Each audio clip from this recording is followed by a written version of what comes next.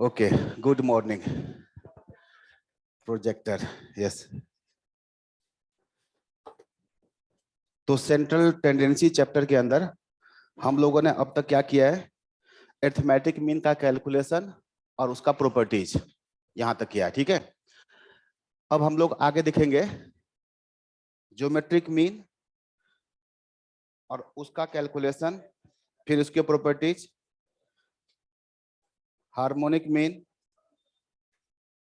उसका कैलकुलेशन, उसका प्रॉपर्टीज। तो आगे हम लोग हेडिंग दे देते हैं। ये क्वेश्चन तो बन गया ना? क्वेश्चन सेकंड का आंसर मैच कर गया? सेकंड क्वेश्चन बन गया होगा। और कौन सा छोड़ दिया था? 4 नंबर भी बन गया होगा। यस, अब हम लोग जो आगे देखेंगे, लिखते हैं कैलकुलेशन ऑफ ज्योमेट्रिक मीन। तो ज्योमेट्रिक मीन का हेडिंग दे दो बस। ज्योमेट्रिक मीन का हेडिंग दे दीजिए, ज्योमेट्रिक मीन। जैसे अरिथमेटिक मीन का क्या डिफिनेशन है? Summation of all values divided by number of values. अगर हम बेसिक डिफिनेशन की बात करें, अच्छा कोई भी डिफिनेशन कहां से बनेगा पता है? इंडिविजुअल सीरीज से। ओरिजिनल डेटा वही है। हम लोग जो सर्वे करेंगे तो कौन सा डेटा मिलेगा? इंडिविजुअल। तो कोई भी डिफिनेशन जो होगा ना, इंडिविजुअल के ऊपर ही होगा। तो कोई भी कुछ वैल्यूज ऑफ डेटा है, जो अरिथमेटिक मीन का मतलब क्या? सबका जोड़ डिवाइड में n। तो ज्योमेट्रिक मीन का मतलब क्या होता है? तो यहाँ पर मैं लिखता हूँ, यहाँ पर फॉर्मूला के तौर पे लिख देता हूँ। ये सब देखो, मान लो x1, x2, x3 dot dot ये xn। ये n वैल्यूज है, ये n वैल्यूज है। और अभी जो आपको दिख रहा होगा ये इंडिविजुअल सीरीज जैसा दिख रहा होगा, है ना? कहीं पर कोई फ्रीक्वेंसी तो नहीं है ना? फ्रीक्वेंसी अलग से नहीं है तो इंडिविजुअल है। तो इसका ज्योमेट्रिक मीन का क्या डिफिनेशन है? तो ज्योमेट्रिक मीन का डिफिनेशन है, ज्योमेट्रिक मीन का मतलब है nth root of their product. कुछ वैल्यूज है, उसका am का मतलब जोड़ बाई n, gm का मतलब nth root of their product. सबको मल्टीप्लाई करो और उसका nth रूट का मतलब पावर कितना? nth रूट का मतलब पावर कितना? 1/n। जैसे हम बोलते हैं ना स्क्वायर रूट, पावर कितना? 1/2। Cube root 1/3। क्यूब मतलब पावर 3 और क्यूब रूट मतलब पावर 1/3। तो चलो यहाँ पर क्या करते हैं, लिख देते हैं। ये क्या होता है? ज्योमेट्रिक मीन क्या होता है? ज्योमेट्रिक मीन के बराबर में लिखना, ये एक तरह से डिफिनेशन है, nth root of product, nth root of products. n values है, n वैल्यूज का gm क्या होगा? nth root of their product. तो यहां पर मैं लिखता हूं, अगर ये सब n वैल्यूज है तो gm का मतलब होगा उन सब का मल्टीप्लाई कर लो। x1 मल्टीप्लाई x2 मल्टीप्लाई में x3 मल्टीप्लाई में डॉट डॉट कहां तक? xn। nth रूट का मतलब पावर कितना? 1/n। अब देखो स्क्वायर रूट है तो कैलकुलेटर से निकल जाएगा। अगर पावर पावर 1/4 है तो 2 बार रूट दबा दो, निकल जाएगा। पावर 1/8 है, 1/8 3 बार रूट कर दो, आ जाएगा। लेकिन क्यूब रूट है, कैलकुलेटर से नहीं निकलेगा जल्दी। 1/5 रूट है, 5th रूट, नहीं निकलेगा। तो ज्योमेट्रिक मीन को निकालना बाकी मीन के कंपैरिजन में डिफिकल्ट होगा। सबको जोड़ के n से डिवाइड करना, am बहुत आसान होगा निकालना। तो ज्योमेट्रिक मीन के ऊपर एक थ्योरी है, थ्योरी ये हो गया, उसको लिख लेते हैं हम लोग। पहला पॉइंट लिख लेते हैं, कैलकुलेशन तो हम लोग देखेंगे। gm is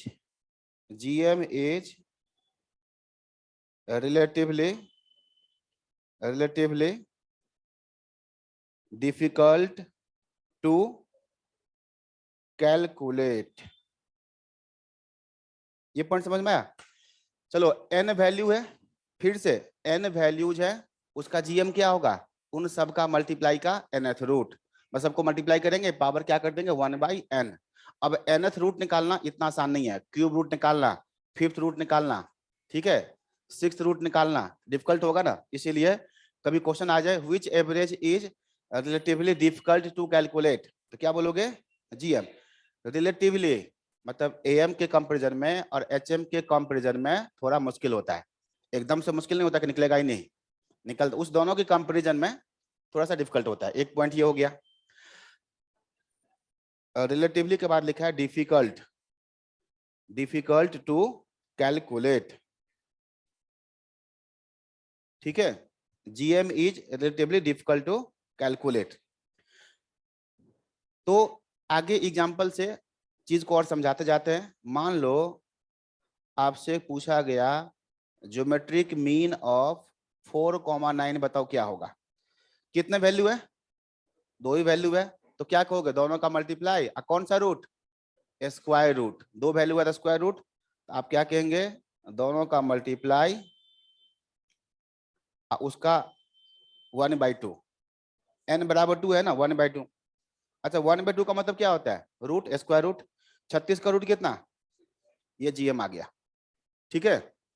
जैसे अगला एग्जांपल मैं लिखता हूं, ज्योमेट्रिक मीन ऑफ 248 क्या होगा?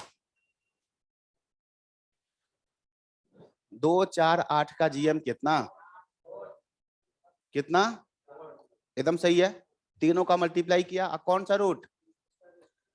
Cube root. 3 है ना, एन एन कितना? 3, तो पावर कितना? 1/3। तो क्या आएगा आंसर?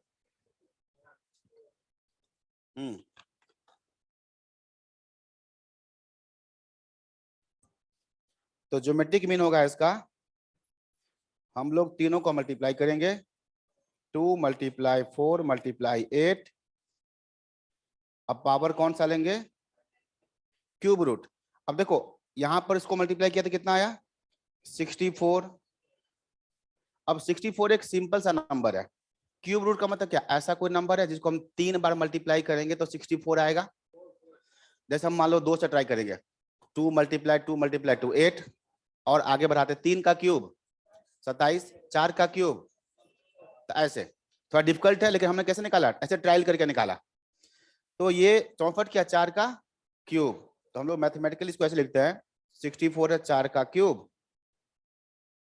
और फिर कितना पावर? मतलब पावर के ऊपर पावर होता है तो दोनों पावर में क्या होता है? मल्टीप्लाई। 3 और 1/3 का मल्टीप्लाई से कट गया, तो 4 का पावर कितना बचा? 1। तो उसी को हम ऐसे 4 लिख देते हैं।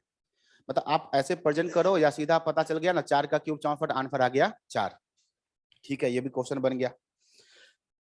इसके बाद अगला मुझे बताओ, अगर मैंने पूछा आपसे ज्योमेट्रिक मीन ऑफ, ये मान लो 0,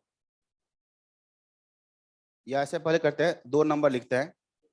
ज्योमेट्रिक मीन बताओ मुझे, -2 और 8 का जीएम क्या होगा? मल्टीप्लाई करो, -16 और -16 का रूट।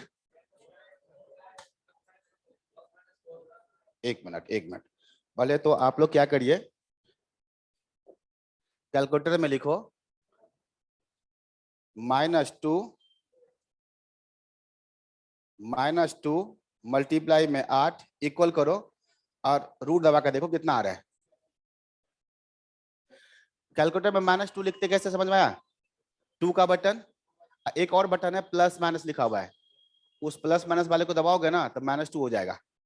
फिर मल्टीप्लाई में 8 करो, इक्वल करो, रूट लगाओ, क्या मिला? -2 मल्टीप्लाई 8, इसका रूट स्क्वायर रूट, क्या मिला?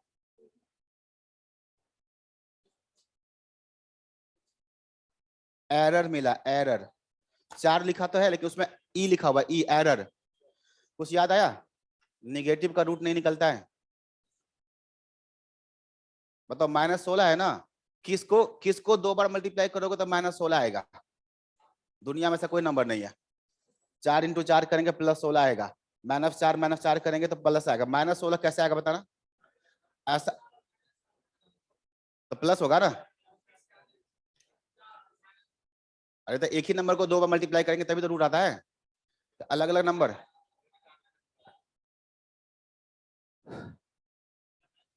सही कह रहे हो तुम, लेकिन रूट का मतलब क्या होता है पता है? एक ही नंबर को 2 बार मल्टीप्लाई करेंगे तो वो नंबर आना चाहिए। एक ही नंबर को -4 इंटू में 4 आ गया, 2 अलग अलग नंबर हो गया ना, ये थोड़ी ना रूट होता है। रूट का मतलब ये नहीं होता ना। तो ये एरर आ रहा है, मतलब ये आपको नहीं मिला, डज नॉट एग्जिस्ट। अरे 16 का रूट 4 है तो 4 इंटू 4 करेंगे तो 16 आएगा ना, नहीं तो एक ही नंबर तो नहीं मिलेगा ना आपको ऐसा कोई, तो ये एरर आ गया। इसका मतलब जीएम कैलकुलेट नहीं हुआ। एक तो ये है। अब सुनना ध्यान से, अगर मैंने यहां पर माइनस लगा दिया, ये माइनस कितना आ गया 4, कैलकुलेट तो हो गया, कैलकुलेट हो गया।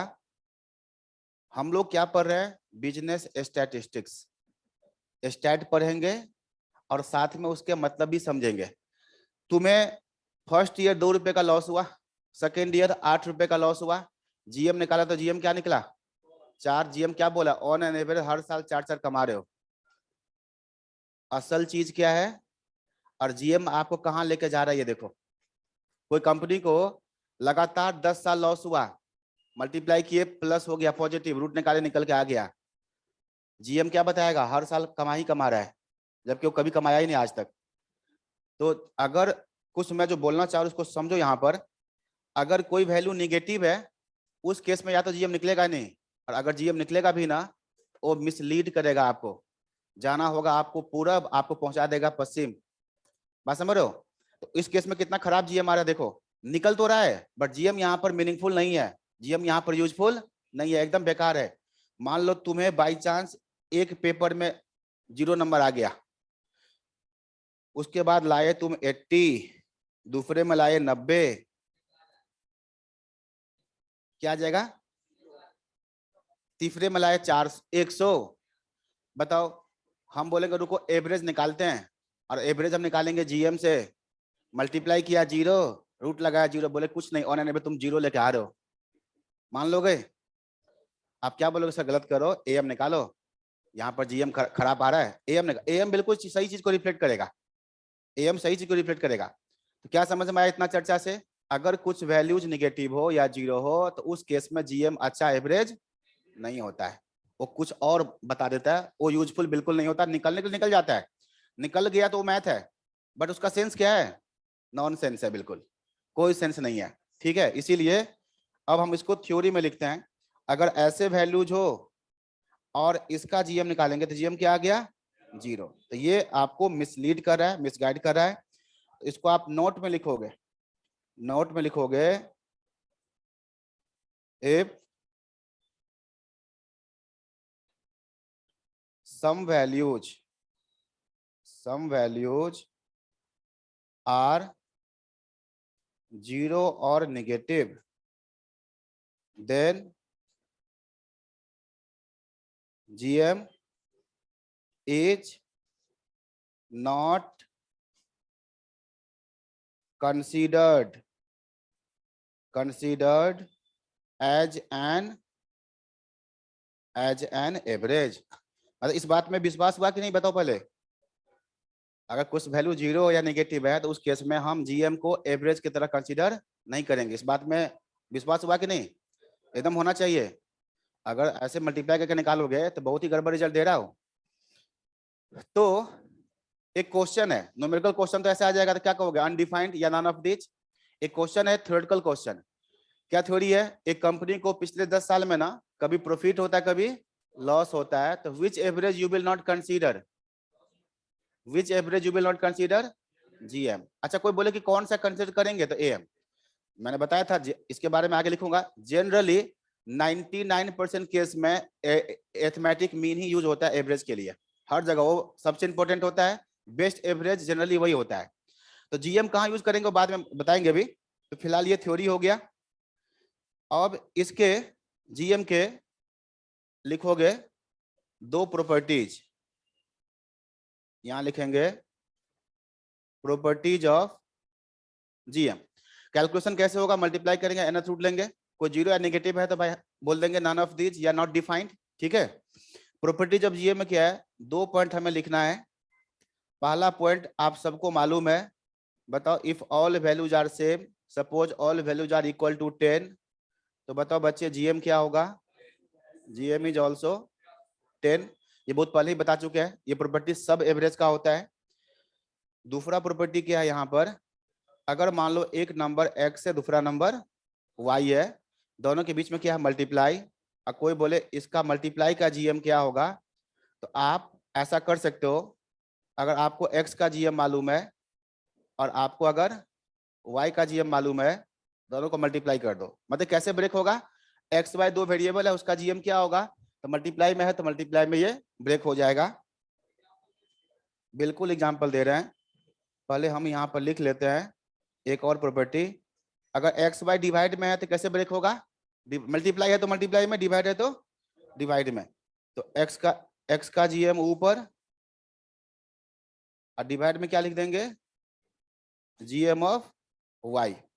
तो मैं अभी एग्जांपल यहाँ पर बता देता हूँ आपको, तीनों ही प्रॉपर्टी का एग्जांपल बताता हूँ। पहला प्रॉपर्टी का मतलब क्या है, कोई पूछा आपसे बताओ ज्योमेट्रिक मीन ऑफ 5 क्या होगा, तो क्या बोलोगे 5। GM ब्रैकेट में 5, इसका मतलब सब 5 5 होगा, उसका GM भी 5 होगा, किसी कांस्टेंट का GM वही होगा, कांस्टेंट जो है। अच्छा मैंने यहाँ पर लिखा, ये बताओ ज्योमेट्रिक मीन x, दूसरा एग्जांपल ज्योमेट्रिक मीन x दिया हुआ है 5, ज्योमेट्रिक मीन y दिया हुआ है 10, ठीक है। तो मैंने पूछा आपसे बताओ geometric mean x multiply y क्या होगा, ऐसे, तो x का GM मल्टीप्लाई में y का GM, तो सीधा लिख दे आंसर, 5 इंटू में 10 50, तो मतलब x का GM 5 और y का GM 10 ये दिया होगा, तब ये पूछेगा, बात समझ रहे हो। अब ये मत करना कि x का GM 5 कहां से आया, वो गिवन है। ये बताओ GM ऑफ y डिवाइड में GM ऑफ x कितना होगा, तो 10 डिवाइड में 5 कितना आ गया 2। अगर मैंने पूछ लिया ज्योमेट्रिक मीन ऑफ 2x क्या होगा, तो बोलो, तो क्या होगा, GM ऑफ 2 मल्टीप्लाई में GM of x, GM of 2 multiply में GM ऑफ x, बताओ GM ऑफ 2 कितना 2 और GM ऑफ x कितना 5, कितना गया आंसर, ये मतलब है।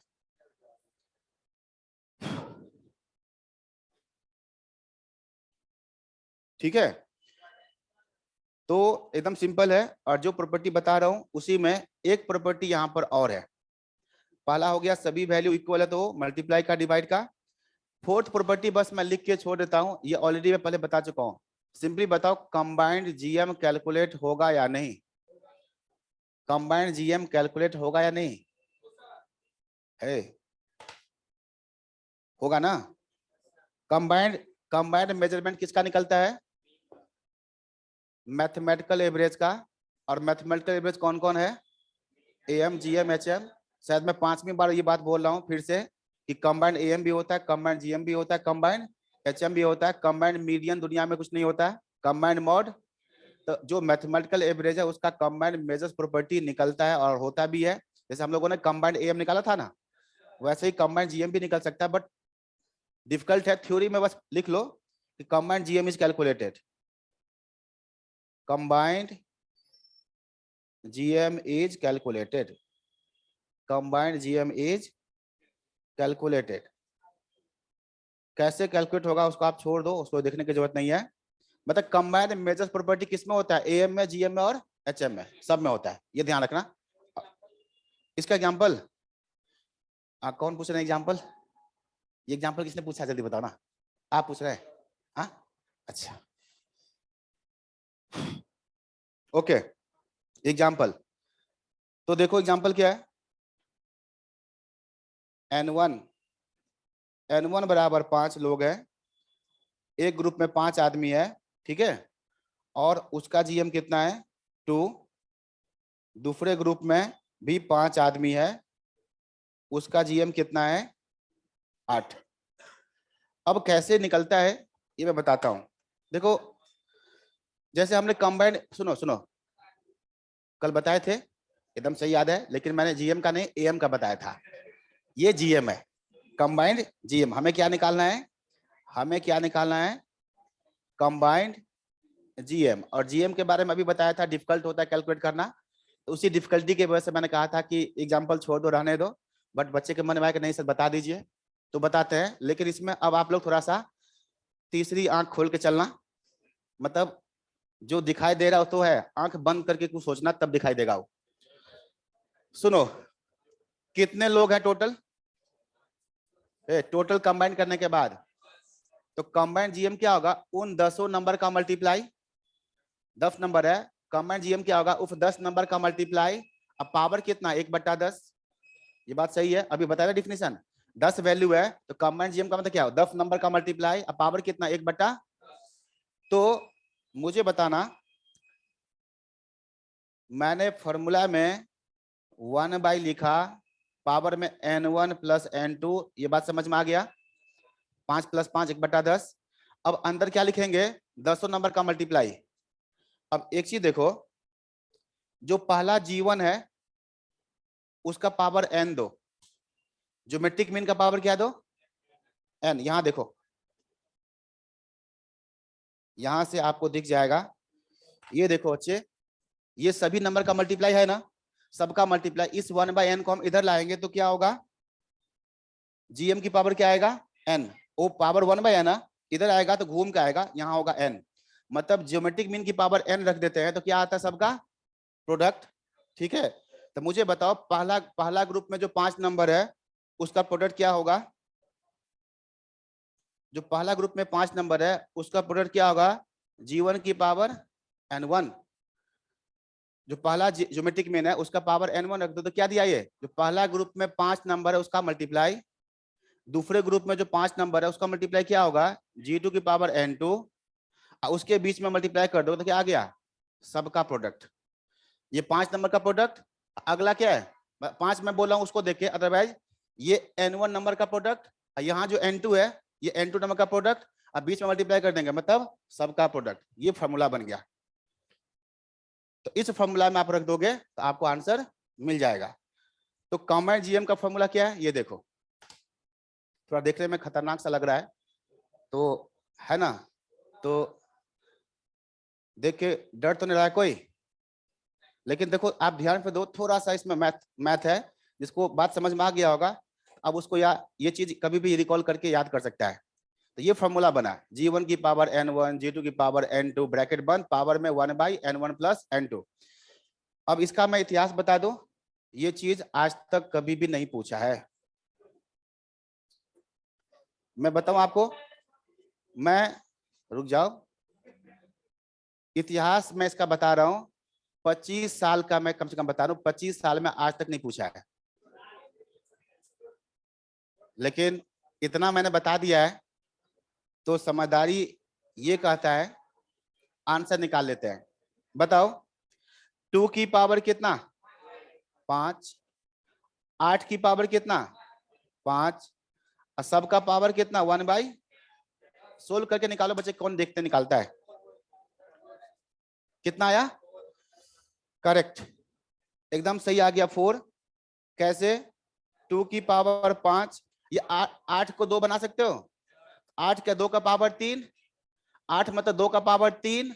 अब पहले से है 5 तो 3 इंटू में 5 15, 2 का पावर 15, इसके ऊपर 1/10, 2 की पावर कितना? 20, इसके ऊपर पावर 1/10, 10 से 20 कट गया, 2 की पावर 2 4। तो देखो कितना अच्छा कैलकुलेशन यहाँ पर है। तो बहुत डिफिकल्ट नहीं है, लेकिन इंपोर्टेंस के हिसाब से, इसका डिजाइन के हिसाब से मैं इग्नोर कर रहा था, अदरवाइज कोई बात नहीं। और इस बैच में काफी ठीक ठाक स्टूडेंट हैं, ठीक है? तो मैं मोटिवेट होकर थोड़ा सा बता दिया, मैंने सोचा नहीं बताना चाहिए, ठीक है? अब तो समझ में आ गया होगा। अब सुनो, हाँ हाँ हाँ, एकदम सही, एकदम सही, क्यों नहीं? हाँ सही है, सही है। लेकिन जब जब पावर का चीज हो ना, तो पावर पावर में लोग खेलते हैं। तुम मल्टीप्लाई करके खोल लिख दोगे ना तो पावर खत्म हो जाएगा, फिर आप पावरलेस हो जाओगे। जैसे पावरलेस हो जाओगे तो फिर उसको आप सोल्व नहीं कर पाओगे। बात समझ रहे हो? मैं कुछ बोला, आप ध्यान सुनो। पावर वाले क्वेश्चन में पावर पावर में खेल लो तो निकल जाएगा। अब पावर को सोल्व कर दोगे तो पावर लेस हो गया ना, तो फिर क्वेश्चन मुश्किल हो जाएगा, सोल्व नहीं होगा।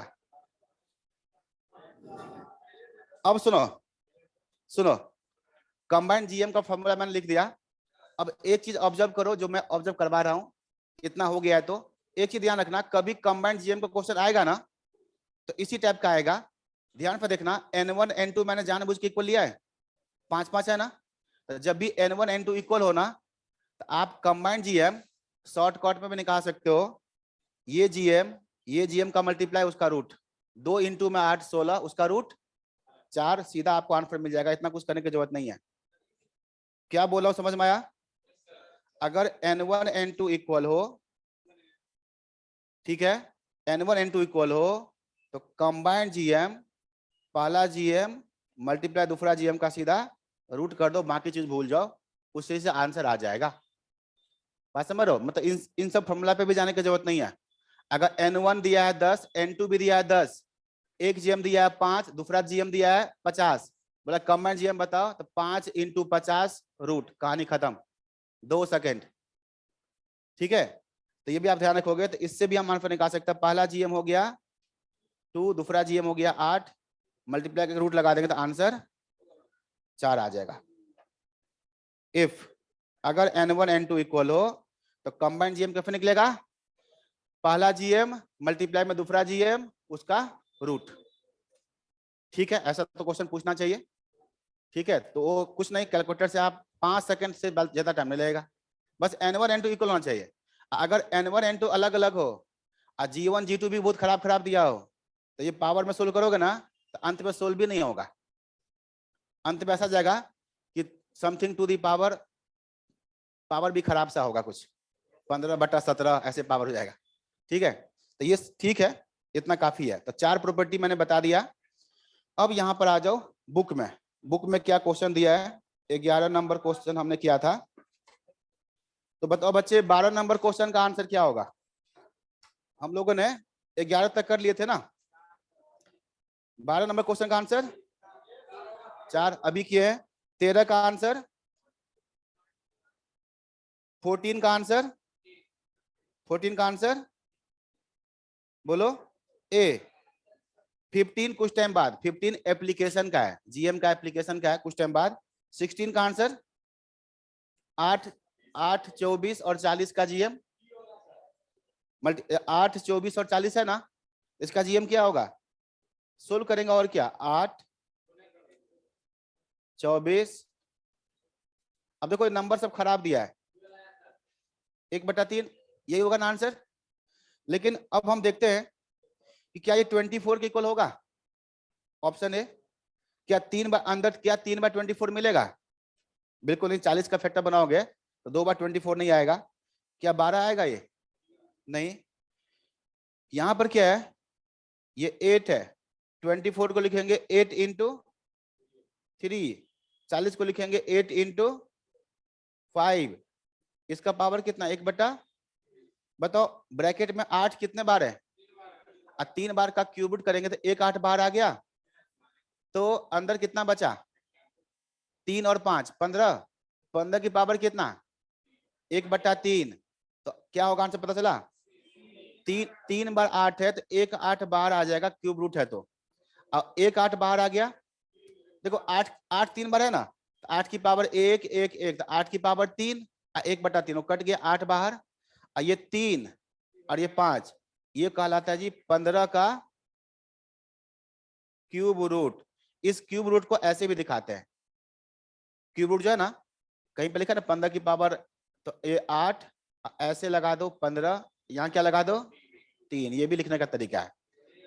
तो एक क्वेश्चन नंबर 16 है, थोड़ा सा कैलकुलेशन, अब बताया था ना डिफिकल्ट होता है, तो ऐसे केसेस में डिफिकल्ट हो जाता है। जब नंबर अच्छा ना हो तो जीएम निकालना डिफिकल्ट हो जाता है। तो प्रॉपर्टी इसका है। ठीक है,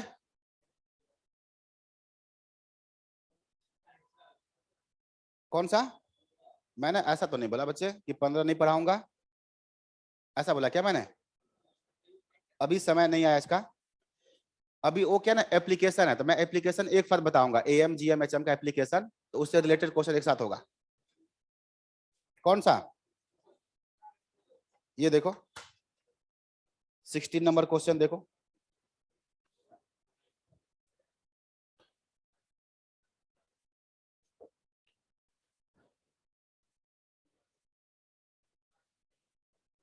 ठीक है, लिख लिए। ओके, तो अब आप क्या करोगे, यहां पर अगला हेडिंग दोगे HM, हार्मोनिक मीन, HM। अब यहां पर फिर लिखते हैं डिफिनीशन।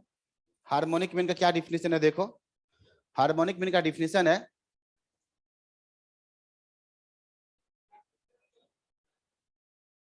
HM इज, बस मन लगा के पढ़ते रहो, किसी और चीज के ऊपर ध्यान मत दो, एक दिन पता चलेगा खत्म हो गया। अगर तुम डेली बेसिस से पूछोगे कब खत्म होगा, कितने दिन में खत्म होगा, इसका मतलब पढ़ाई पे ध्यान नहीं है, बोरिंग लग रहा है। ठीक है, 2 पेज पढ़ाने की किताब का मोटाई देख रहे कितना और पढ़ना है। ठीक है तो ये सब आराम से बस मन से पढ़ते रहो, एक दिन सब खत्म हो जाएगा और रिवाइज भी होगा। HM इज रेसिप्रोकल ऑफ, देखो ध्यान से, arithmetic mean of, arithmetic mean of reciprocals. अब देखो ये स्टेटमेंट बहुत इंपॉर्टेंट है और इस स्टेटमेंट का मतलब मैं समझाता हूं, और ये क्वेश्चन कहीं भी किसी भी टाइप से आ सकता है। कैसे आएगा देखो, यहाँ डैश लगा दिया, dash is reciprocal of arithmetic mean of reciprocals, तो क्या आएगा HM, या फिर यहाँ डैश लगा दिया तो क्या आएगा आंसर वहां पर AM। ये ध्यान रखना, तो रेसिप्रोकल वाले में यदि मत सेट करना कि HM ही होगा, कहाँ डेफ लगा दिया पता नहीं चलेगा आपको, तो ये ध्यान रखना HM इज, तो सही बात है, अगर रेसिप्रोकल वाला होना तो HM होता है, HM डैश में नहीं है, AM है, तो दूसरा आंसर HM होगा, HM देके पूछा है दूसरा AM होगा, ऐसे भी कर सकते हो। और अगर रेसिप्रोकल नहीं है, HM AM है, अब बीच में कहीं पर खाली है, तो वहां पर क्या आएगा, रेसिप्रोकल आएगा। सेट करो दिमाग में, रेसिप्रोकल वाला खेल में HM आता है। ठीक है, HM दे के, HM दे दिया, रेसिप्रोकल दे दिया, फिर पूछेगा डैश में तो AM आएगा, रेसिप्रोकल दिया हुआ है, AM दिया हुआ है, तो वहां पर HM आएगा, HM भी दे दिया, AM भी दे दिया, उसके बीच में क्या होता है रिलेशन, रेसिप्रोकल का। तो इस टाइप से भी पूछा जा सकता है डैश लगा के। अब इसका मतलब क्या देखो, ऑफ का जो लैंग्वेज होता है, ऑफ का लैंग्वेज, उसको उल्टा पढ़ते हैं तो उसका हिंदी सीधा बैठता है। तो पहले मैं लिखता हूँ HM इज, थोड़ा इधर से भी है, तो इधर से है जी HM इज, इज मतलब इक्वल। अब इसके बाद इधर पढ़ते हैं, तो क्या है ये, रेसिप्रोकल्स का AM। देखो जनरली क्या है, x1 x2 x3 x4 ऐसे, तो उसका AM क्या है, उसको जोड़ के n से डिवाइड, किसका AM, रेसिप्रोकल्स का AM, 1/x1 1/x2 1/x3, जितने भी नंबर है ना सबको उल्टा करो, उसका AM उसको जोड़ के n से डिवाइड करो, तो क्या निकला, रेसिप्रोकल का AM। अब फिर उसका फिर उल्टा करो, तो मैं कैसे लिख रहा हूं देखो, ये बताओ रेसिप्रोकल ऑफ 2 को क्या लिखेंगे, 1/2। तो देखना ध्यान से, रेसिप्रोकल ऑफ 1/, मैं लिख देता हूं AM ऑफ रेसिप्रोकल्स, समझ में आया।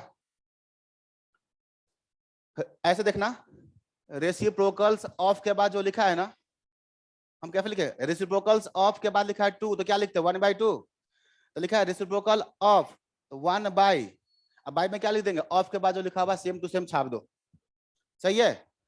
रेसिप्रोकल ऑफ के बाद है 2, तो 1/2, यहाँ पर रेसिप्रोकल ऑफ के बाद जो भी है तो 1 के नीचे लिख दो। ठीक है, अब क्या होगा देखो, नीचे क्या लिखोगे, 1/, अब बताओ नीचे क्या है, रेसिप्रोकल का अरिथमेटिक मीन, मतलब जितने भी नंबर है सबको उल्टा करो, 1/x1 1/x2 dot dot 1/xn 1/xn, ये हमने क्या लिखा, सबका रेसिप्रोकल्स, उसका हम क्या निकालेंगे, अरिथमेटिक मीन, उन सबको जोड़ के, उन सबको जोड़ के किससे डिवाइड कर देंगे, n से। अब देखो ध्यान से, नीचे क्या है, अरिथमेटिक मीन है, किसका अरिथमेटिक मीन है, रेसिप्रोकल्स का, कभी भी कुछ चीज को जोड़ के n से डिवाइड करते हैं तो am होता है। बताओ डिवाइड में क्या है, am, किसका am, रेसिप्रोकल्स का am। और फॉर्मूला क्या बना, ये जो डिवाइड में n है ये n कहाँ जाएगा, ऊपर। तो फाइनली मैं अब आंसर लिख रहा हूँ, फॉर्मूला लिख रहा हूँ, hm बराबर n नंबर का hm क्या होगा, n नंबर का hm क्या होगा, तो n बाई क्या होगा, x1 1 by x1 plus 1 by x2 plus ऐसे। तो बताओ ऊपर n हो गया, नीचे वाले को हम क्या पढ़ेंगे, समेशन ऑफ रेसिप्रोकल्स। क्या पढ़ेंगे, समेशन ऑफ रेसिप्रोकल्स। तो कहने का मतलब यहां पर हो गया n, और नीचे वाले को हम शॉर्टकट में ऐसे लिख सकते हैं 1 बाई एक्स क्या हो गया, रेसिप्रोकल, और उसमें क्या लगा दिया, सिग्मा, समेशन ऑफ रेसिप्रोकल्स। तो फाइनली आंसर कैसे निकालोगे, तो जितना नंबर होगा n ऊपर, और नीचे क्या करेंगे, सबको उल्टा करके ऐड कर देंगे। नीचे क्या करेंगे, समेशन ऑफ रेसिप्रोकल्स। तो ऊपर n और नीचे जितने भी नंबर है सबका करेंगे रेसिप्रोकल और उसको ऐड कर देंगे। तो अब जो कुछ भी रहा सा कसर है एग्जाम्पल से समझ में आ जाएगा। तो ये बताओ एग्जाम्पल में HM ऑफ 2,5 क्या होगा, कोई ये पूछ लिया 2 और 5 का HM क्या होगा, तो क्या कहोगे बोलो, ऊपर कितना ले लें 2, n हो गया 2, और नीचे 2 का उल्टा 1/2, 5 का उल्टा 1/5, बीच में सम। तो 2 बाई समेशन ऑफ रेसिप्रोकल। और सोल्व करना सबको आता है, सोल्व करो। ऊपर 2, एलसीएम कितना होगा 10, तो ये 5 और ये 2 7, 20/7। ऐसा मिल गया तो ठीक है, तो डिवाइड करके ऑप्शन मिलाना, सेट करो। अब देखो कोई दिक्कत तो नहीं हो रहा है। तो फाइनल क्या है, रेसिप्रोकल के हिसाब से तो ठीक है कि HM is reciprocal of arithmetic mean of reciprocals, ठीक है डिफिनेशन। अदरवाइज निकालेंगे कैसे, तो n वैल्यूज का HM चाहिए, ऊपर n और नीचे जितने वैल्यू है ना सबको उल्टा कर करके जोड़ दो, सबका करो रेसिप्रोकल, उसको जोड़ दो। और एग्जांपल देखो, या आप निकालो, पूछा गया आपसे हार्मोनिक मीन ऑफ 2 3 6, ये 3 नंबर है, इसका HM क्या होगा,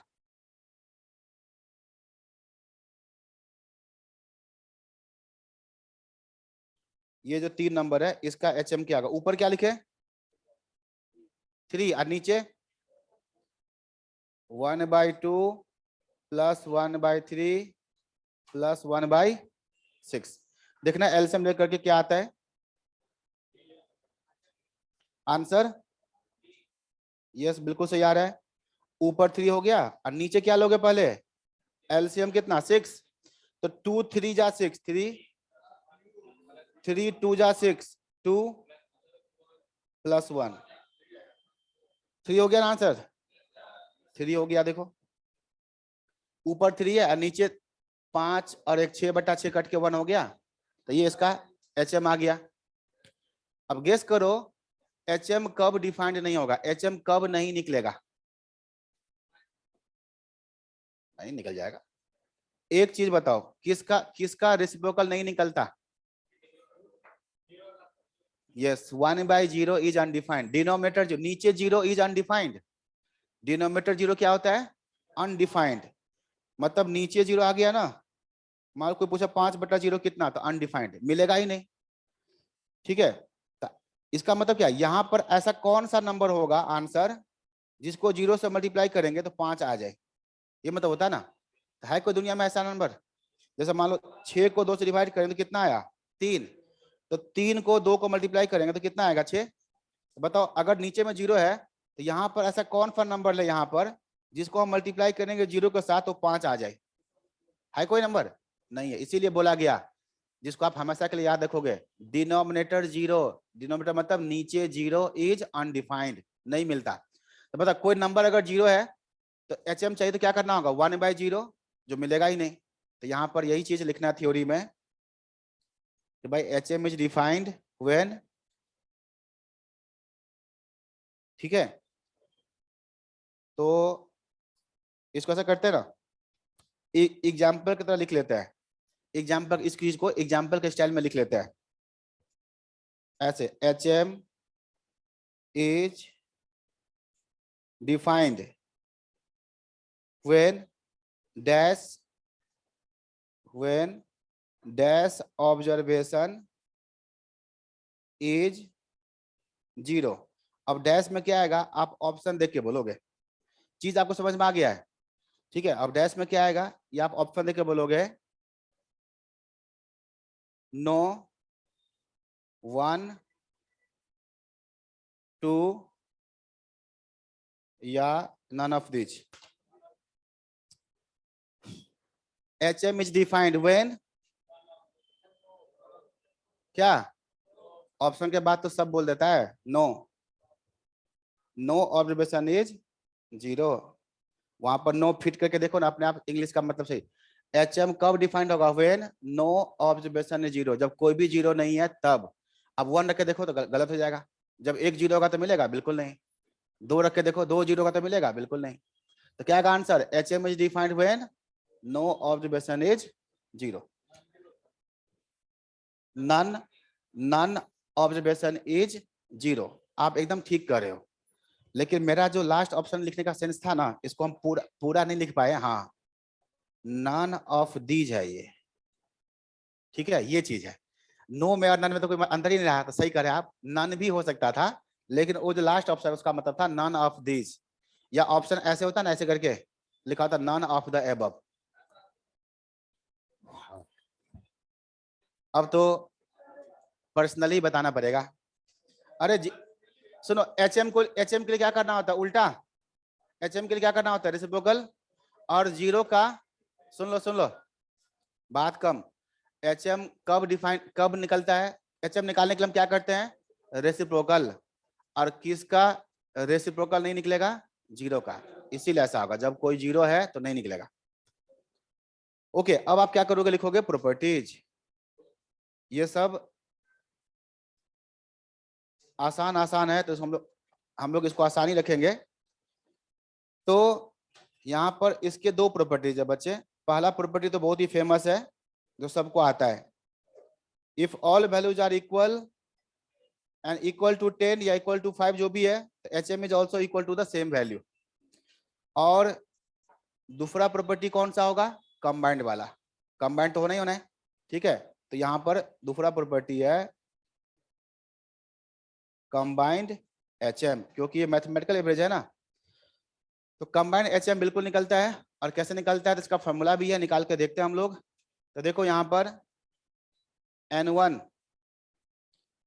में मान लीजिए आप 5 लोग हैं, और उस 5 लोग का HM कितना है, 25। N2 में 7 लोग हैं, दूसरा ग्रुप में 7 लोग हैं, उसका HM कितना है, 35।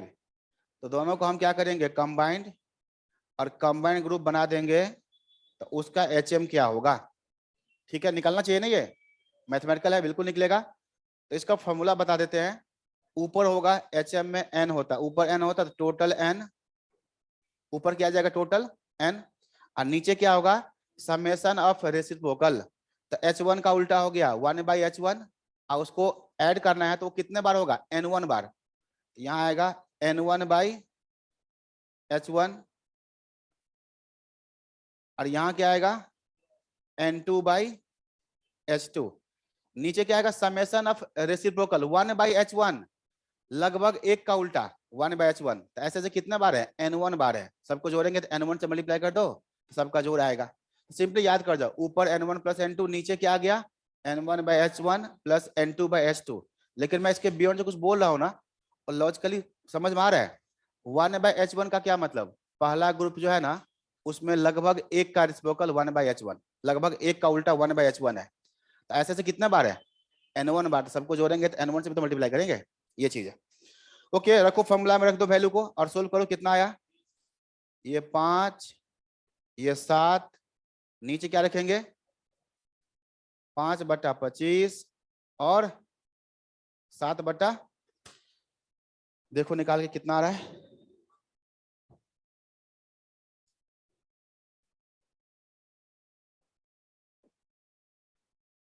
कितना आ रहा है,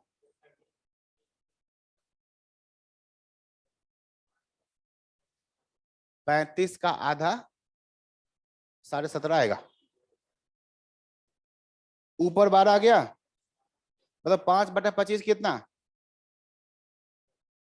और 7/35 कितना। अच्छा नहीं, मैं गलती कर रहा था, हाँ सही कर रहे हो। ऊपर हो गया 12, 1/5 प्लस 1/5 2/5, ये नीचे वाला 5 कहाँ गया, ऊपर कितना हो गया 60 का आधा। हाँ सही निकाले थे आप लोग, पता नहीं मैंने क्या निकाल लिया था, मैंने निकाल लिया था 7 × 5 35, ऐसे निकाल लिया था, पता नहीं क्यों। मैंने लिखा था 5 7 × 5 35 कर दिया था, उसका आधा कर दिया था, पता नहीं कैसे 17.5 कर दिया था। हाँ होता है, साथ रहने से कुछ इधर से उधर जाता है तो उधर से इधर भी आता है, ठीक है। हाँ लेकिन मेरे दिमाग में ये आया था 17.5 होगा आंसर। ओके, तो कमेंट एचएम भी हो गया। तो एचएम कैसे निकालते हैं, एचएम कब डिफाइंड नहीं होगा, एचएम का ये प्रॉपर्टी है। अब आप बुक में आ जाओ, और बुक में भी कुछ क्वेश्चन है, उसको भी देख लेते हैं हम लोग। ये देखो 17 का आंसर निकालोगे आप लोग, 17 बिल्कुल निकलेगा, बिल्कुल निकालना है, निकाल के देखिए। इसको बंद कर देते हैं। 17 नंबर देखो निकाल के।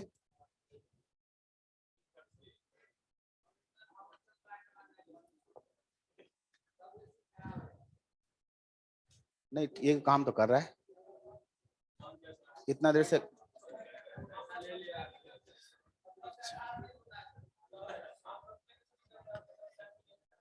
हाँ मैंने किया था, रिप्लेसमेंट की बात चल रहा है, एसी रिप्लेसमेंट। रिप्लेसमेंट मतलब क्या होता है, हाँ सही करो, इसको हटाओ, यहाँ पर कोई दूसरा एसी प्लेस करो, ऐसा ही।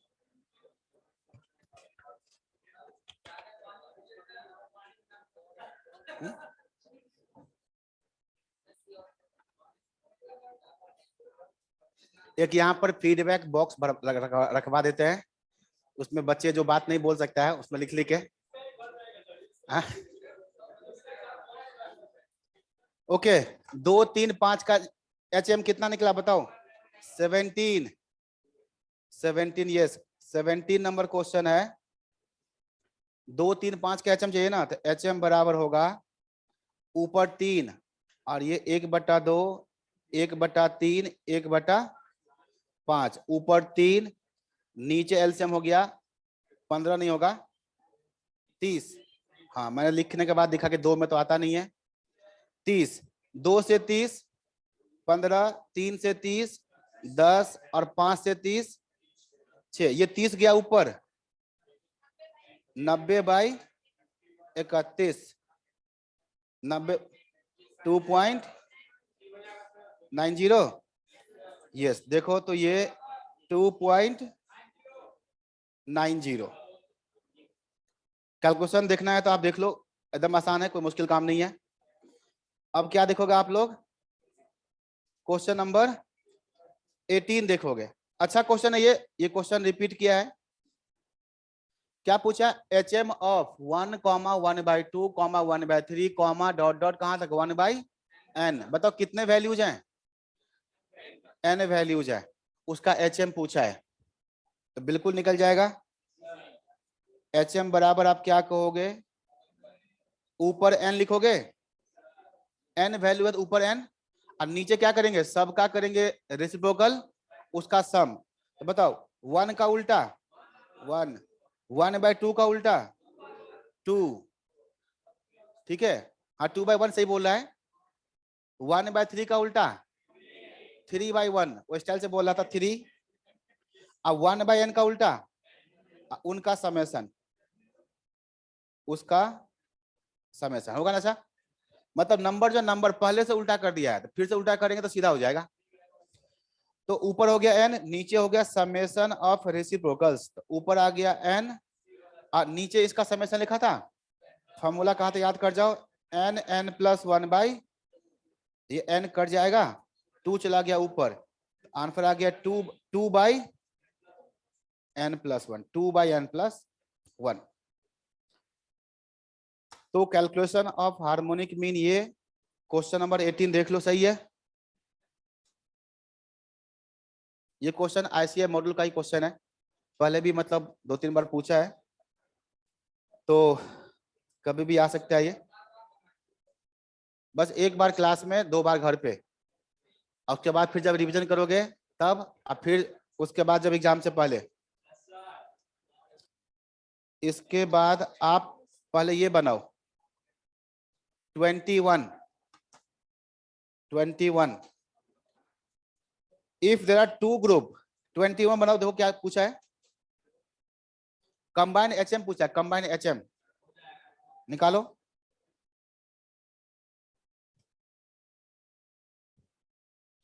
दो ग्रुप है, दोनों ग्रुप का एचएम दिया है और दोनों ग्रुप के नंबर दिए n1 n2, h1 h2, combined HM पूछा है।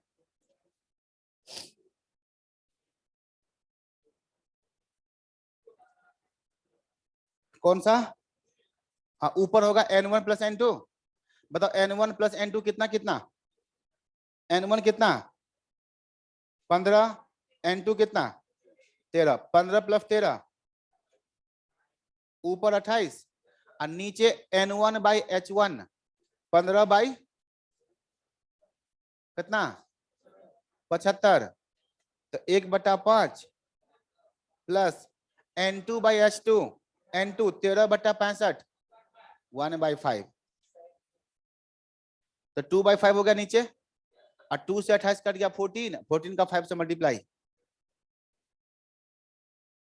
आया समझ में? वही उसी टाइप का जैसा अभी हमने एक एग्जांपल किया था। ऊपर हो गया n1 प्लस n2 15 प्लस 13 28, और नीचे n1 बाई h1 15/75 1/5 और plus n2 by h2 n2 13/65 1/5। ठीक है, अभी जो क्वेश्चन सब देख रहे हो ना, ये सब एप्लीकेशन है। देख रहे हो वर्ड में लिखा हुआ है, एप्लीकेशन जब सीखेंगे तब होगा। एप्लीकेशन से पहले हम लोग ये क्वेश्चन देखो क्या लिखा हुआ, combined properties of AM GM HM. हमने कैलकुलेशन करना सीख लिया, प्रॉपर्टीज भी सीख लिया। अब मैं यहाँ पर लिखा रहा हूँ एक अगला कॉन्सेप्ट, जिसको आप ऐसे हेडिंग देके लिखोगे, और इसका नाम है रिलेशन। एएम जीएम एचएम में एक रिलेशन भी होता है। यहाँ हम लिखेंगे relation among AM GM HM, AM GM HM में रिलेशन। देखो ये जो रिलेशन मैं लिख रहा हूं, इसमें आपको सिंपली याद रखना है, और चीज आपको पता भी है, फॉर इक्वल पॉजिटिव वैल्यूज। देखो, हाँ, फॉर इक्वल पॉजिटिव वैल्यूज मतलब क्या? सारे वैल्यू इक्वल है और सब पॉजिटिव है, मतलब सब 10 के इक्वल है, मतलब 10 10 10 ऐसे 5 5 5। फॉर इक्वल पॉजिटिव वैल्यूज, तो बताओ एएम जीएम एचएम क्या आएगा? इक्वल होगा। अगर हमारा सब पॉजिटिव, पॉजिटिव क्यों लिखा मैंने? ताकि जीएम भी निकलना है, जीएम तभी निकलेगा ना जब पॉजिटिव हो। और जीरो नहीं लेंगे क्यों? एचएम भी निकालना है। बस जब तीनों निकलेगा तभी तो रिलेशन की बात होगा, तो पॉजिटिव लेना पड़ेगा। अगर सारे वैल्यू पॉजिटिव है और सब इक्वल है, तो एएम जीएम एचएम में क्या होगा रिलेशन? वो भी इक्वल होगा। तो यहाँ हम लिखेंगे उस केस में एएम इक्वल होगा जीएम के और जीएम इक्वल होगा एचएम के। सेकेंड, फॉर अनइक्वल, अनइक्वल को ही लिखते हैं हम लोग डिस्टिंक्ट या डिफरेंट। फॉर अनइक्वल या distinct positive values, value positive तो है लेकिन इक्वल नहीं है, सब अनइक्वल है। उस केस में अगर आप निकालोगे एएम जीएम एचएम, तो उसके बीच में रिलेशन क्या होता है? एएम सबसे बड़ा होता है, उससे छोटा जीएम और सबसे छोटा एचएम। कोई एग्जांपल लेकर आप देख सकते हो, ये रिलेशन आपको सिंपली याद रखना है। ठीक है, मान लो एक वैल्यू है 4, दूसरा है 9, 4 9 का एएम निकालो, जीएम निकालो, एचएम निकालो। तो एएम सबसे बड़ा आएगा, उससे कम GM उससे कम HM, तो AM more than GM more than HM। तीसरा लिखते हैं हम लोग, अगर कुछ लिखा ही नहीं है, बोला कि कैसा नंबर है, पॉजिटिव नंबर है, अब नंबर इक्वल है या अनइक्वल है, कुछ लिखा हुआ नहीं है, तो इन जनरल कोई पूछेगा कि AM GM HM में रिलेशन क्या होता है, तो आप क्या बोलोगे, AM GM से बड़ा होगा या बराबर भी हो सकता है। अब कुछ लिखा ही नहीं है कि नंबर्स आर इक्वल और अनइक्वल, कुछ लिखा नहीं है, अब क्या बोलोगे, AM GM से या तो बड़ा होगा या बराबर होगा, GM HM से बड़ा होगा या बराबर। अगर नंबर अनइक्वल होगा तो ग्रेटर होगा, इक्वल होगा तो इक्वल होगा। तो अब मैंने ये 3 तरीके से क्यों बताया, क्योंकि आपको क्वेश्चन सामने जो आएगा ना, कुछ इसी स्टाइल से आएगा। वैसे जो पूछा है ना अब तक, सेकेंड वाला पॉइंट नहीं है, ऐसे पूछा, क्या पूछा है, for distinct positive values what is relation between AM GM HM, for distinct positive values what is relation between AM GM HM, और ऑप्शन रहेगा A B और C, तो क्या लगा दोगे, B ऑप्शन, मोर देन वाला, AM more than GM GM more than HM। लेकिन by chance मान लो ऐसा कुछ पूछ ले कि for positive values, for positive equal या अनइक्वल कुछ बोला ही नहीं, तो what is relation between AM GM HM, तो कौन सा टिक करोगे, फर्स्ट सेकंड थर्ड में से, थर्ड वाला। क्या बोल रहा हूं मैं, for positive values what is relation between AM GM HM, भाई पॉजिटिव वैल्यू लिखा है, वो इक्वल भी हो सकता है अनइक्वल भी हो सकता है, हमें नहीं पता, तो फिर कौन सा आंसर लगाएंगे, थर्ड वाला। फॉर इक्वल पॉजिटिव वैल्यूज कौन सा टिक करोगे, फर्स्ट वाला। For different positive values second वाला, कुछ बोला नहीं है तो थर्ड वाला। इसमें एक फोर्थ भी है, और जो फोर्थ है ये किसके लिए एप्लीकेबल होगा, only to positive, only to positive values. क्या मैं लिख रहा हूं, ओनली टू पॉजिटिव वैल्यूज, और अगर सिर्फ दो ही वैल्यू है और पॉजिटिव है, एक्स और वाई, मान लो दो वैल्यू है दोनों पॉजिटिव है, तो उसके लिए AM GM HM में रिलेशन क्या होगा, मान लो एक नंबर क्या है एक्स, दूसरा क्या है वही, दो नंबर है, दोनों कैसा नंबर है, पॉजिटिव है, तो इसका AM इसका GM उसके HM में रिलेशन क्या होगा, तो ऊपर वाला जो रिलेशन है वो तो होगा ही होगा, लेकिन यहाँ पर एक खास रिलेशन भी बनता है। मतलब मुझे बताओ, अगर x बाय दो नंबर है तो इसका AM कितना होगा, ये बताओ, x बाय का AM x plus y by 2, इसको अगर हम क्रॉस मल्टीप्लाई कर दें तो मुझे बताओ x प्लस वाई कितना मिला, 2 मल्टीप्लाई में, इस रिजल्ट को भी आप याद रखोगे। इस रिजल्ट का क्या मतलब, अगर दो नंबर का AM दिया है तो AM को हम 2 से मल्टीप्लाई करेंगे तो क्या देगा, दो नंबर का सम। ये प्रॉपर्टी मैं पहले बता चुका हूं, सबका समेशन क्या होता है, नंबर का समेशन क्या होता है, n इंटू मीन, यहाँ n कितना है, दो नंबर, 2 इंटू में मीन, तो 2 इंटू मीन करोगे तो क्या देगा, उस दो नंबर का समेशन। अच्छा एक्स वाई अगर दो नंबर है तो अब बताओ उसका GM क्या होगा, एक्स वाई का मल्टीप्लाई और रूट, एक्स वाई दो नंबर है तो GM क्या होगा बोलो, प्रोडक्ट का कौन सा, स्क्वायर रूट। अब आप क्या करो इसमें, यहाँ देखना है स्क्वायरिंग करो बोथ साइड, तो एक्स वाई बराबर क्या मिला,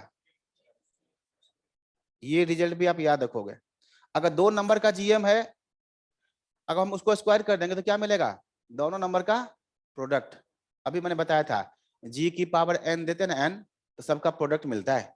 बताओ दो नंबर का GM है तो GM का पावर 2 रखोगे, स्क्वायर कर दोगे तो क्या देगा, दो नंबर का प्रोडक्ट। तो ये दो नंबर के लिए जो रिजल्ट मैं लिख रहा हूँ ना, ये बहुत बार पूछा है, एकदम माइंड में सेट कर लो। दो नंबर का AM है, AM को 2 से मल्टीप्लाई करोगे क्या देगा, सम, दो नंबर का सम आएगा, और GM का स्क्वायर कर दोगे तो क्या आएगा, दो नंबर का प्रोडक्ट।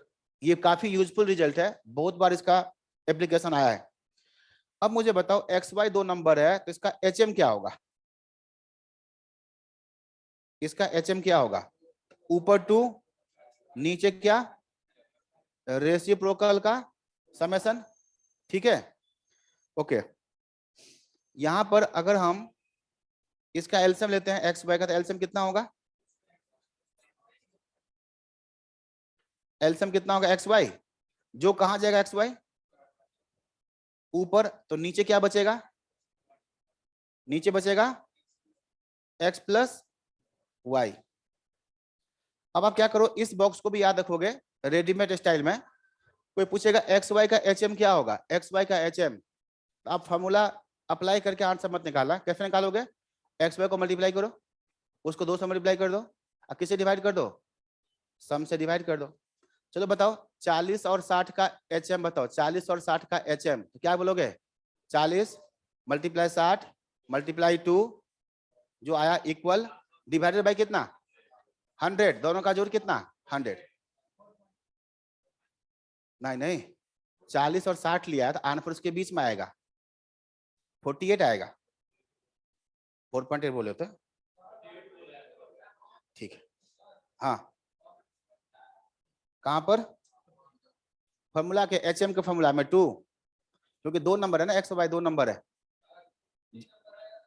3 आएगा। सही बात है। एम में यहाँ पर 2 कैसे आया, एम के फॉर्मूला में नीचे 2 कैसे आया, 2 नंबर है। सुनो एच एम का फॉर्मूला जो मैंने लास्ट में लिखा बॉक्स के अंदर, उसका मतलब समझ में आ गया। 2 नंबर का एच एम निकालना हो तो कुछ नहीं, बस कैलकुलेटर उठाना, पहला नंबर मल्टीप्लाई दूसरा नंबर मल्टीप्लाई में 2 इक्वल और डिवाइड में कितना, दोनों नंबर का सम। इससे थोड़ा कैलकुलेशन फास्ट होगा।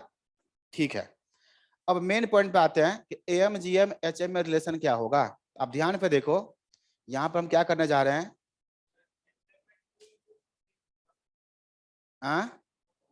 एच एम में 2 इंटू, हाँ बोलिए क्या बोलेंगे, 2 इंटू 60 इंटू 40 और डिवाइड में, यस तो 48 आएगा। करके देखो 48 आएगा, वही बताया था आंसर, चेक कर ले। ठीक है ओके, तो अब मैं क्या बोल रहा हूँ, एम को और मैं एच एम को मल्टीप्लाई कर रहा हूँ। ठीक है, मुझे ऊपर वाला फॉर्मूला को देख के बताओ, एम बराबर कितना है, x plus y by 2, H M कितना है, ये कट गया, ये कट गया, क्या बचा, एक्स वाई, और एक्स वाई बराबर क्या है, जीएम का प्रोडक्ट होता है जीएम का स्क्वायर। तो बताओ फाइनली ये रिलेशन क्या मिला, जीएम का स्क्वायर किसके इक्वल, बोलो जोर से, जीएम का स्क्वायर किसके इक्वल, एम मल्टीप्लाई में एचएम। देखो एम जीएम एचएम पढ़ा है ना, तो जीएम बीच में है तो बीच वाले का स्क्वायर, जीएम का स्क्वायर बराबर, हाँ हाँ क्या चीज, हाँ बोलिए, तो उसमें ये फॉर्मूला फिट बैठ जाएगा।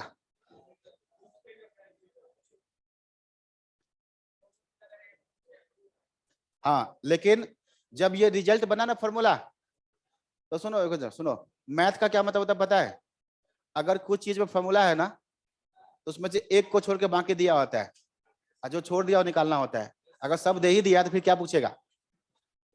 तो सुनो पहले बताओ, ये पहले रिजल्ट याद करो, जीएम का स्क्वायर एम मल्टीप्लाई में एचएम होता है कब, हमेशा जब 2 नंबर होगा तब। 2 नंबर के एम जीएम एचएम में यह रिलेशन होता है, जीएम का square equal to M into HM. अब क्वेश्चन क्या पूछेगा आपको समझ में आया, इसमें से कोई 2 दिया होगा, एक निकालना है, ये बात बता देगा कि कोई 2 नंबर है, उसका एम इतना, उसका जीएम इतना, तो एचएम कितना होगा बताओ। कोई 2 नंबर है, ये बताएगा पक्का पहले कि 2 नंबर है, उसका जीएम इतना, एचएम इतना, तो एएम कितना, ऐसे क्वेश्चन पूछेंगे। तो दिखाते क्वेश्चन, तो देखिए, तो बताओ क्वेश्चन नंबर 22 का आंसर, एएम एंड एचएम क्या लिखा हुआ है देख लो, क्या लिखा हुआ है, एएम 5, एचएम ये किसका, 2 नंबर्स का, बिल्कुल बता दिया है। तो पूछा, हाँ पूछा है जीएम क्या होगा, तो इसके ऊपर आप ये फॉर्मूला अप्लाई कर सकते हो कि नहीं, बिल्कुल कर सकते हैं। तो आपने सही बता दिया, जीएम का स्क्वायर कितना होगा, 5 इंटू 3.2 16 आया, इस स्क्वायर को तो भेज दो 16 का रूट 4, सही है ओके। 23 नंबर क्वेश्चन का आंसर बताओगे,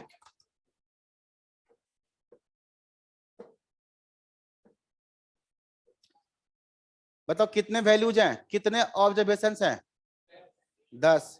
उस 10 ऑब्जर्वेशन का एम कितना है, जीएम कितना है? ऐसा कब संभव है? 10 वैल्यू है, उसका एम भी 15, उसका जीएम भी 15, इसका मतलब उसका एचएम भी 15 ही होगा। अगर एम जीएम इक्वल है तो फिर सब इक्वल होगा। इसका मतलब ऐसा क्या होगा पता है? 10 वैल्यू जो होगा ना, 10 वैल्यू सब 15 होगा। 10 वैल्यू है, पहला 15 15 सब 15 ही होगा, तभी उसका एम 15 होगा, जीएम 15 होगा, इसलिए उसका एचएम भी 15 ही होगा।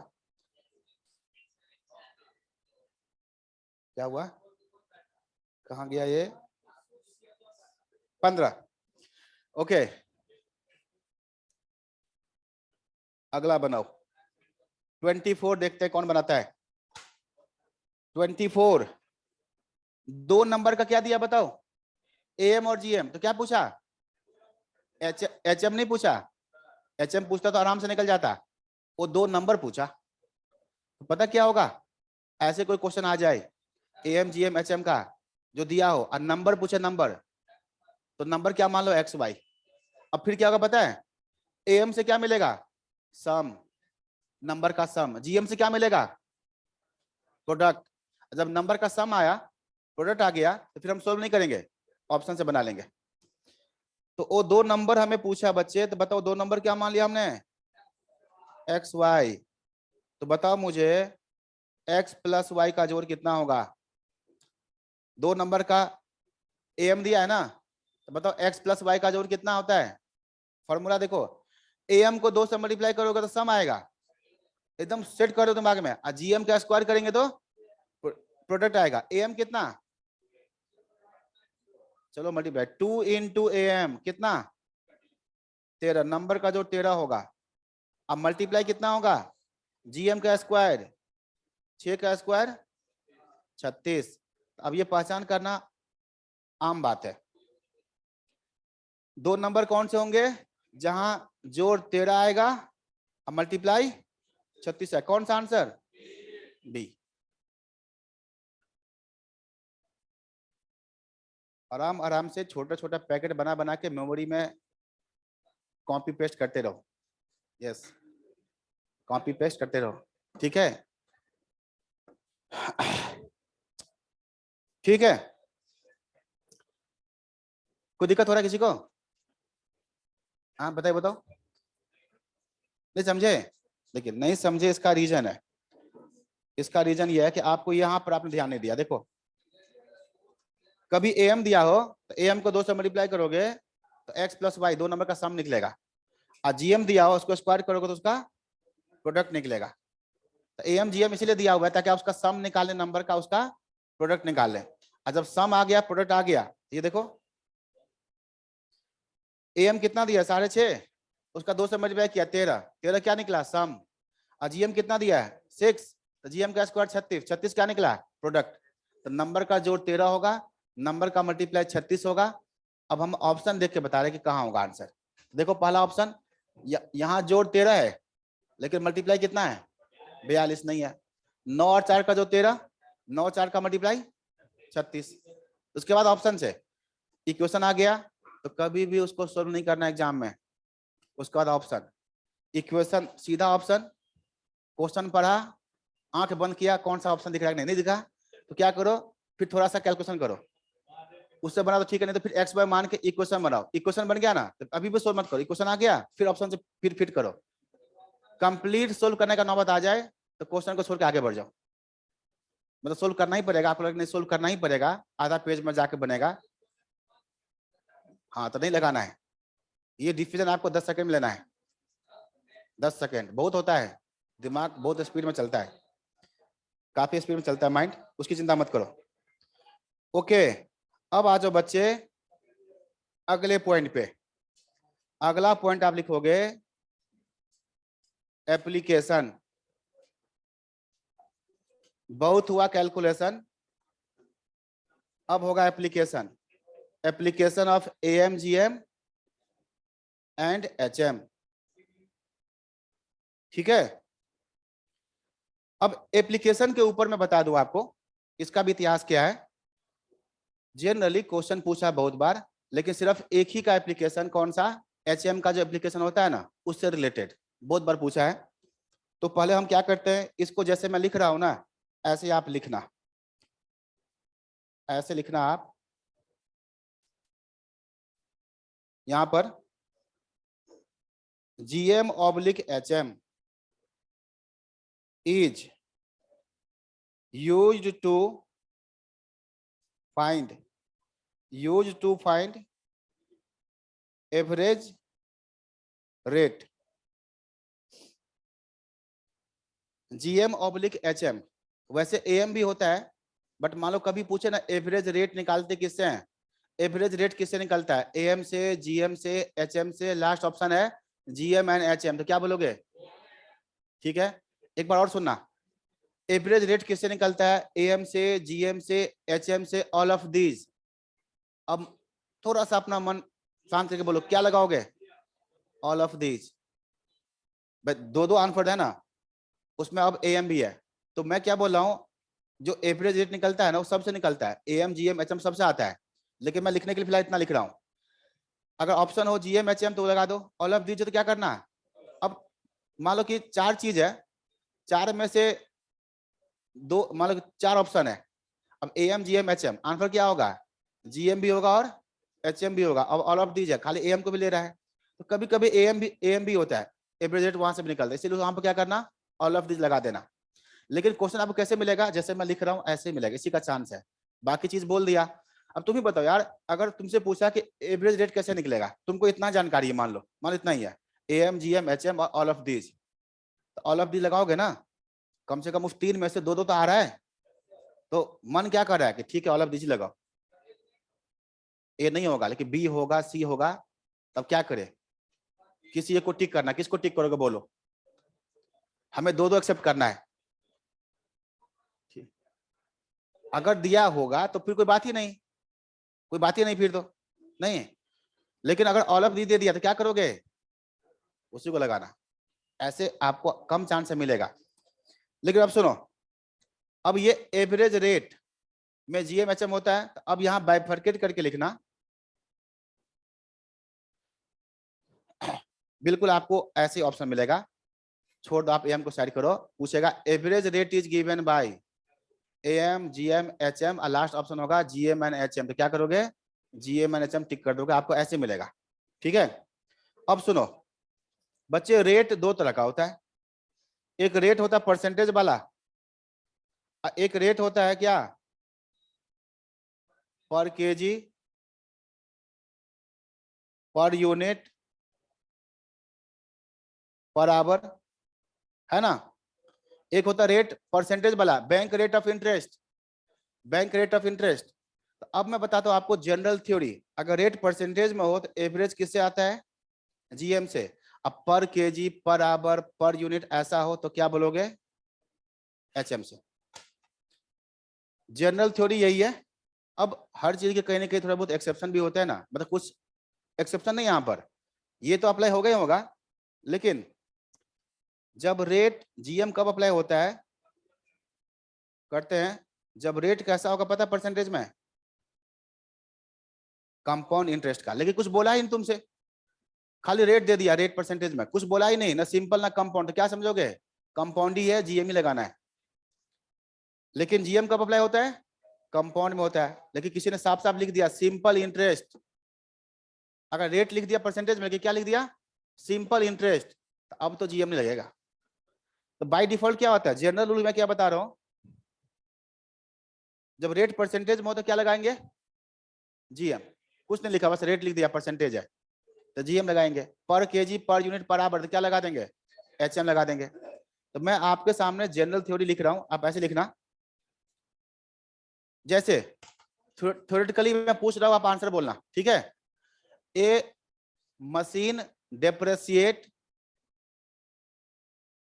First year, second year, third year at 3 different rate per annum, 6%, 8%, 10%, समझ रहे हो। एक मशीन है, पहला साल, दूसरा साल, तीसरा साल डिप्रिसिएट किया, किस रेट से, 3 different rate, 6%, 7%, 8%, then average rate of depreciation is given by AM GM HM, क्या बोलोगे? GM। अच्छा, जनरली जो डिप्रिसिएशन होता है वो कौन सा मेथड? WDV मेथड होगा, तो GM। लेकिन कहीं पर स्ट्रेट लाइन हो जाए तो फिर नहीं होगा। लेकिन कुछ बोला ही नहीं है, एकदम साइलेंट है, तो क्या करना है? GM लगाना। GM तभी नहीं लगाना जब क्या लिख दे? Simple interest. चलो अगला बताओ। ए पोटैटो वेंडर, सुनो इधर सुनो, फोकस करो यहाँ पर जो बता रहा हूं। A potato vendor purchase potatoes from 3 different market at 3 different rate per KG, then average rate is given by HM। तो ये इसका एक जनरल थ्योरी है, तो एक्सेप्शन वाला चीज मैं लिखता ही नहीं यहाँ पर, ये हो गया। अब देखो AM के बारे में लिख रहा हूं। AM के बारे में, arithmetic mean is most common average, bracket लिखना, ब्रैकेट में that is the best average, और उसके बाद लिखना जनरली या यूजुअली। इफ लाइन का मतलब क्या है? AM is most common average, ठीक है, या that is best average generally, मतलब मैक्सिमम केसेस में जनरली एवरेज के लिए अरिथमेटिक मीन का यूज होता है। लेकिन एक्सेप्शन केस में कहीं भी कभी जब रेट परसेंटेज में हो जाए तो GM, जब पर आवर पर केजी हो जाए तो HM। तो इसका यूज कहां पर होता है जनरली? मैं एग्जांपल बताता हूं। कोई पूछे आपसे एवरेज मार्क्स किससे निकालोगे? आपने 4 पेपर का एग्जाम दिया, आपको मार्क्स मिला, एवरेज निकालना, क्या करोगे? AM से जोड़ can say divide. Average profit, ये एग्जांपल देखो जो मैं बता रहा हूं, कहां पर AM यूज होता है? AM से। Average length, average weight, average age. Marks के नीचे क्या लिखे हैं? जैसा लिखा हुआ है मैं लिखता हूं अच्छा से, average profit, average length, average weight, average age. कुछ आप लोग ही बोलो।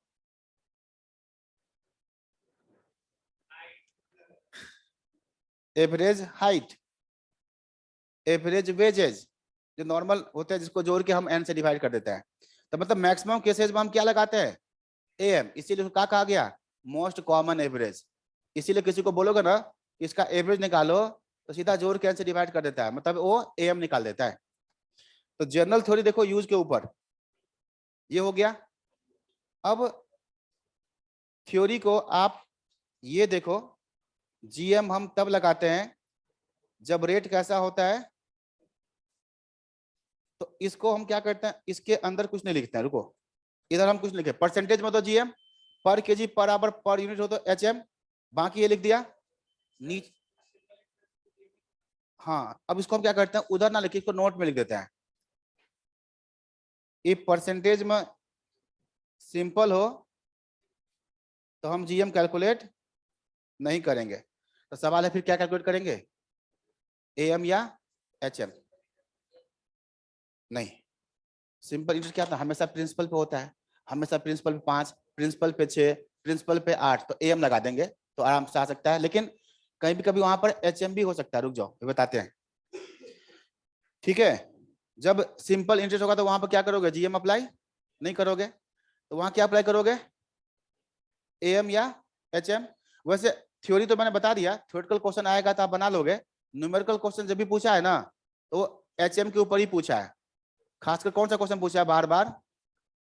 ये जो है ना, पर आवर, पर आवर कौन सा होता है? Kilometre per hour, kilometre per hour, speed वाला क्वेश्चन। गया इस स्पीड से, आया इस स्पीड से, तो एवरेज स्पीड किससे निकलेगा? HM से। यही क्वेश्चन मतलब 6-7 बार पूछा है एग्जाम की बात अगर हम करें तो यहां पर एक तो ये बता दिया सिंपल इंटरेस्ट होगा जहां भी, वहां पर GM अप्लाई नहीं करोगे, नंबर 1। नंबर 2, फिर वहां क्या अप्लाई करोगे? अगर प्रिंसिपल सेम है, प्रिंसिपल सेम है तो AM, अगर प्रिंसिपल डिफरेंट है तो HM।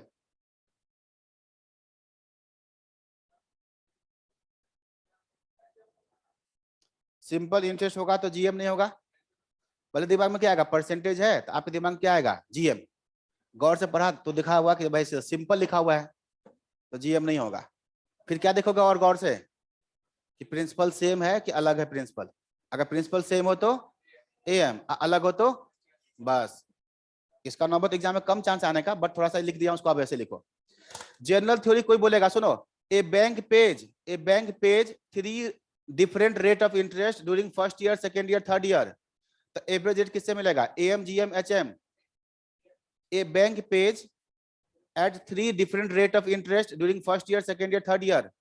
बैंक जो रेट ऑफ इंटरेस्ट देता है ना, परसेंटेज में होता है ना, 4%, 5, तो क्या बोलोगे उसमें, GM। अरे बैंक रेट ऑफ इंटरेस्ट कभी जाके देखा है क्या, बैंक में जाके देखो कभी क्या लिखा होता है, 6.5%, 6.25%, 7.25%, सीनियर सिटीजन 7.25%, लोन लेना है तो थोड़ा सस्ता परसेंटेज में होता है, क्या लिखा होता है, 1000 रुपया पे इतना रुपया देंगे ब्याज, ऐसे होता है क्या कुछ, पर रुपी परसेंटेज में होता है। तो वहां पर क्या आएगा, bank rate of interest, sales growth, population growth, ये सब क्या होता है परसेंटेज में, तो वहां GM। पर केजी पर आवर, पोटैटो वाला एग्जांपल दिया। स्पीड, एक गाड़ी गया इस स्पीड से, स्पीड क्या होता है, किलोमीटर पर आवर, लिखा जाने का स्पीड 50 किलोमीटर पर आवर, आने का स्पीड 60 किलोमीटर पर आवर, तो वहां पर एवरेज किससे आएगा, HM से। एवरेज प्रॉफिट AM से, एवरेज लेंथ AM से। ये थ्योरी हो गया। अब इसके बियॉन्ड आप जो क्वेश्चन छोड़ दिए थे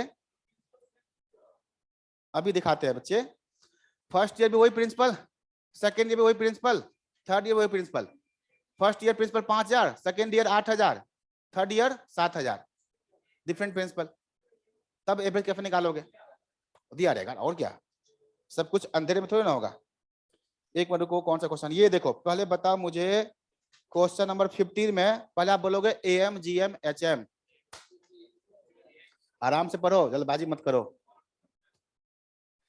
interest paid on the same sum yielding this % compound interest लिख ही दिया। अगर कुछ ना लिखा होता ना, सिंपल ना कंपाउंड, तो भी हम लगाते कंपाउंड, GM मानते। या क्या लगाओगे, GM। ठीक बात है। बताओ 3 का, 4 का, 5 का GM क्या होगा, क्या होगा, GM 3, 4, 5, इसका क्या लेंगे, क्यूब रूट। किसका क्यूब रूट, 60 का क्यूब रूट। चेक करो ये होगा, इसको 3 बार मल्टीप्लाई करो, आया 60, कैलकुलेटर। इसको 3 बार मल्टीप्लाई करो, आएगा 60। बस 4 को मल्टीप्लाई करेंगे 3 बार 64 होगा, इसको करोगे तो बहुत बड़ा हो जाएगा। ये 3 से कम है, आएगा इससे, नहीं आएगा। इसका GM क्या आएगा नहीं पता, बट ABC में से कोई नहीं आएगा। कौन सा ऑप्शन, यस। तो एक तरीका GM से आएगा और GM ABC में से कोई नहीं होगा, तो क्या आएगा आंसर, नन ऑफ दिस। आपको पहले AM, GM, HM बोलना है, निकालेंगे बाद में। क्वेश्चन नंबर 19 बताओ। एक एरोप्लेन हो, चाहे कार हो, चाहे बस हो, चाहे पर्सन हो, गया इस स्पीड से आया, कितना, HM, यस HM। अब बताओ HM निकालो, इसमें HM, किसका HM, 500 और सबको आता है HM निकालना 2 नंबर का। क्या करोगे, 2 मल्टीप्लाई में 500 मल्टीप्लाई में 700 इक्वल किससे डिवाइड, दोनों का जोड़ 1200 से, यस, डिवाइडेड बाय 1200 इक्वल 583.33। ठीक है, सही है। अब ये जो 19 नंबर क्वेश्चन है ना, ऐसा ही क्वेश्चन बहुत बार पूछा है। एक बस गया दिल्ली से ग्वालियर इस स्पीड से, वापस आया इस स्पीड से, एवरेज, बार बार ऐसे ही पूछा है। देखो मल्टीपल चॉइस में आखिरी में ऑप्शन तो हर क्वेश्चन में देखना पड़ेगा, बट ये क्वेश्चन ऑप्शन देख के नहीं बनेगा, नंबर को देख के HM निकालेंगे, उसके बाद ऑप्शन देखोगे। पहले निकालेंगे तब ऑप्शन देखेंगे, ऑप्शन को देख के फिर क्वेश्चन देखेंगे, ऐसा नहीं होगा। सुनो अब कौन सा बचा, यस, क्वेश्चन नंबर 20, आराम से पहले बताओ, आपको परसेंटेज दिखा? दिमाग में क्या आएगा? लेकिन ध्यान से पढ़ो। सिंपल इंटरेस्ट, जीएम गया। अब चेक करो प्रिंसिपल सेम के डिफरेंट। देखो यहां पर क्या लिखा है, 3 डिफरेंट सम, 3 डिफरेंट सम। तो किससे निकलेगा? एचएम। किसका एचएम? HM of 3 4। निकाल के बताओ आंसर कौन सा आएगा? 3 3 4 5 का एचएम क्या आएगा? 3 4 5 का एचएम, क्वेश्चन नंबर 20। आराम से निकालिए।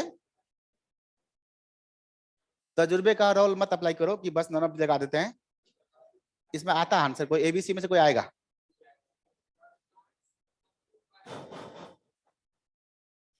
अच्छा, एबीसी में से कौन सा आएगा पता है? 3 4 5 का निकालोगे तो 3 5 के बीच में आएगा आंसर। एक चीज ध्यान रखना, 3 4 5 का एवरेज 5 से बड़ा नहीं आएगा, 3 से छोटा भी नहीं आएगा। बात समझ रहे हो? एवरेज जो नंबर्स होंगे ना उसी में से बीच में कहीं आएगा। ऐसा नहीं कि हम 4 5 का एवरेज निकालेंगे तो 10 आ जाएगा। तो ए चाहे बी में से कोई होगा। 3 4 5 का HM, question number 20। Question number 20 HM of 3 4 5 क्या होगा? ऊपर कितना लेंगे? 3, नीचे 1/3, 1/4, 1/5। ऊपर 3, नीचे एलसीएम कितना होगा? एलसीएम 60 होगा। तो 3 से 60, 20 दिया 60, 4 से 60, 15 और 12। ये 60 गया ऊपर, 180 नीचे 47, 3.83%। कौन सा ऑप्शन? एक बार फिर से माइंड में सेट कर लो, application of AM GM HM. ठीक है, average rate is given by GM and HM. Rate percentage में हो, बाकी सब कुछ साइलेंट हो तो जीएम। रेट हो पर आवर, पर केजी, पर यूनिट तो क्या लगाना? एचएम। अरिथमेटिक में कोई पूछेगा which average is the best generally तो क्या बोलोगे? AM. Which average is most common average? AM. Generally AM से ही एवरेज निकलता है।